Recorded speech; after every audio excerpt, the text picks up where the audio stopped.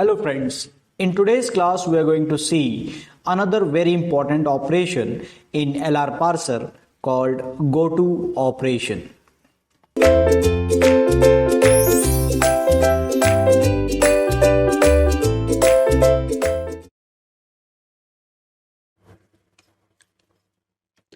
Welcome again, and the next operation that we are learning here is goto operation. Okay, so that is the next part that we are going to learn.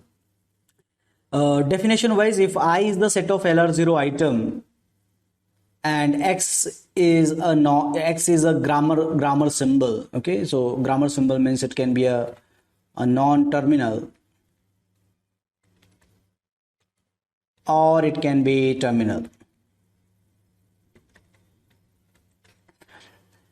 Oh, it's written. Then go to I comma X. Okay, so I is what? Set of LR0 items. Just before, we have created set of LR0 item. So I is a set of LR0 item.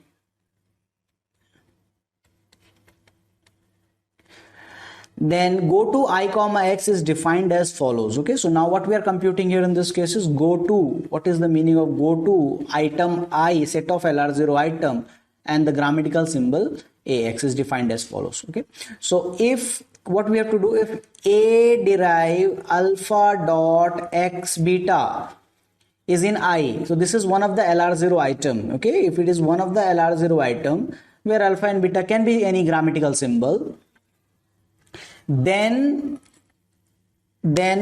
closure, okay, CLO, okay, closure of what? A derive alpha X dot beta. Okay, this thing will be in go to IX. This thing will be in go to IX, I comma X. So I believe it doesn't make any sense right now that what exactly we have to do. Once I'll draw the diagram, then it will be more clear. For the time being, let's say my previous LR0 item where E dash derive E and then E derive E plus T, E derives T, T derive T star F, T derive F, F derive opening bracket E, and F derive ID. So now this is what? This is my one of my items they just explained you.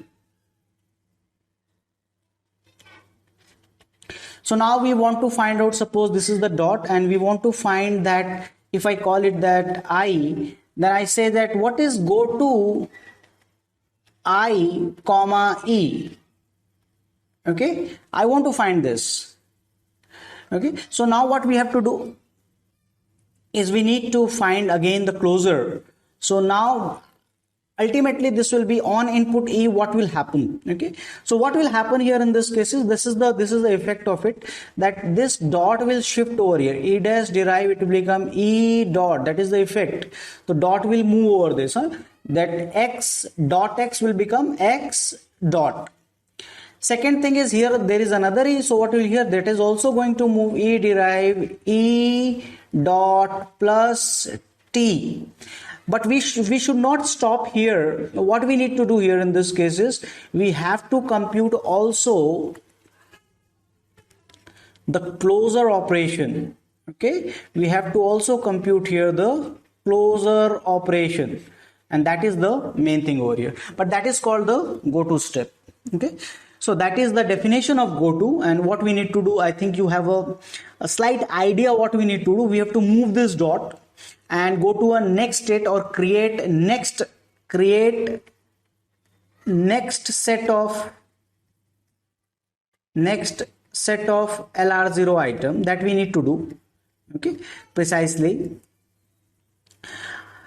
For that we need to also do the closure. So there will be a symbol on go to, then we'll reach to a new state, and then we do the closure operation. That is basically the operation that is termed as your go to operation. Okay, so for the time being, just concentrate on the definition part. Later I'll explain you by this example what exactly the go to means. Okay, So that's all for this session. Thank you.